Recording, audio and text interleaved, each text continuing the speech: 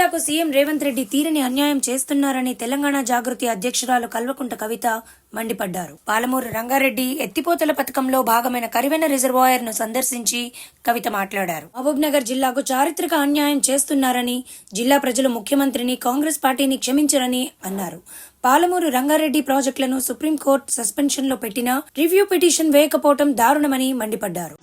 మహబూబ్ నగర్ జిల్లాలో మరి పెద్ద ఎత్తున ఆటో డ్రైవర్లందరూ కూడా ఇక్కడ మాతో పాటు రిజర్వాయర్లు చూడడానికి కూడా అంత శ్రమ కోర్చి ఆటోలు ఎక్కించుకొని మరి పైకి వచ్చిండ్రు.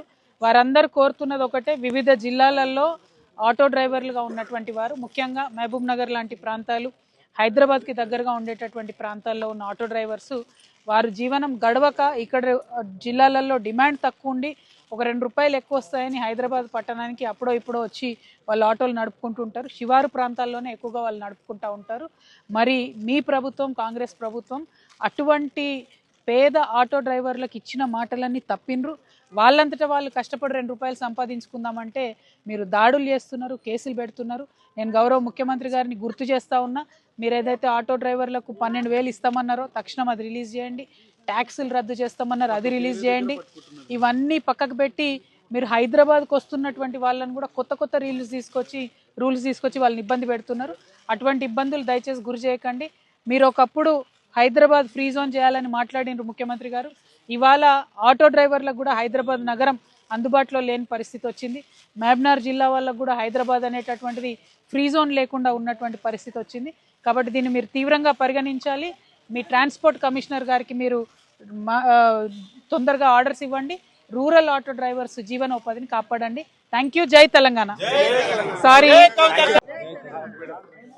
జై తెలంగాణ.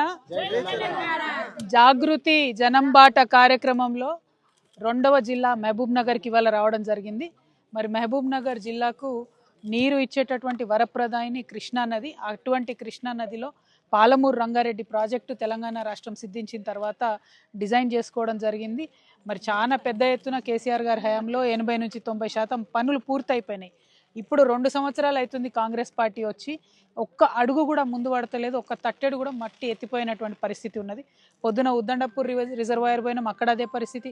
ఇప్పుడు కర్వేనకు వచ్చినాం, ఇక్కడ ఇదే పరిస్థితి. మరి ఎక్కడికి పోయినా కూడా అంతకుముందు మనం శ్రీశైలం నుంచి నార్లాపూర్ వరకు ఎత్తిపోసినాం, ట్రయల్ చేసినాం. ఇప్పుడు నార్లాపూర్ నుంచి ఏదులకు వచ్చేటటువంటి టనల్ వర్క్స్ ఏవైతున్నాయో అవి చేయకుండా ఉన్నారు. దారుణం ఏంటంటే సుప్రీంకోర్టు మొత్తం మన పాలమూరు రంగారెడ్డి ప్రాజెక్టులను సస్పెన్షన్లో పెట్టింది. అయినా కూడా కాంగ్రెస్ పార్టీ మాట్లాడలేదు, రివ్యూ పిటిషన్ వేయలేదు. ఇంకా దారుణం ఏంటంటే సిడబ్ల్యూసి, సెంట్రల్ వాటర్ కమిషన్, కంప్లీట్గా ఈ ప్రాజెక్టుకి సంబంధించిన పర్మిషన్స్ ఆపిపెట్టింది, ప్రాజెక్ట్ లిస్టులోంచి తీసేసింది. అయినా కూడా ముఖ్యమంత్రి గారు మాట్లాడలేదు. మేము ముఖ్యమంత్రి గారిని కోరేది ఒకటే, మీ జిల్లా, మీ సొంత జిల్లా, మీరు పాలమూరు పులిబిడ్డనని చెప్పుకున్నారు. మీరు వచ్చి మీ జిల్లాకు తీరని అన్యాయం చేస్తున్నారు. ఒక పక్క ఉన్న నీటిని వాడుకుంటలేరు, ఇంకొక పక్క ఆల్మట్టిను ఎత్తు పెంచుతుంటే అక్కడ కాంగ్రెస్ ప్రభుత్వమే ఉంటుంది, ఇక్కడ కాంగ్రెస్ ప్రభుత్వమే ఉంటుంది. మీరు చూసుకుంటూ ఊరుకుంటున్నారు. ఇది మీరు చారిత్రక అన్యాయం చేస్తున్నారు మహబూబ్ నగర్కి. దీన్ని మహబూబ్ నగర్ జిల్లా ప్రజలు క్షమించరు అని చెప్పి రేవంత్ రెడ్డి గారిని నేను డిమాండ్ చేస్తున్నా. తక్షణమే మీరు పాలమూరు రంగారెడ్డిలో ఏవైతే పెండింగ్ ప్రాజెక్ట్స్ ఉన్నాయో, పెండింగ్ ఈ రిజర్వాయర్స్ ఉన్నాయో ఇమీడియట్గా ఫినిష్ చేయండి, టనల్స్ ఫినిష్ చేయండి, త్వరితగతిన వాడుకలోకి తీసుకురండి. Thank you. జై తెలంగాణ.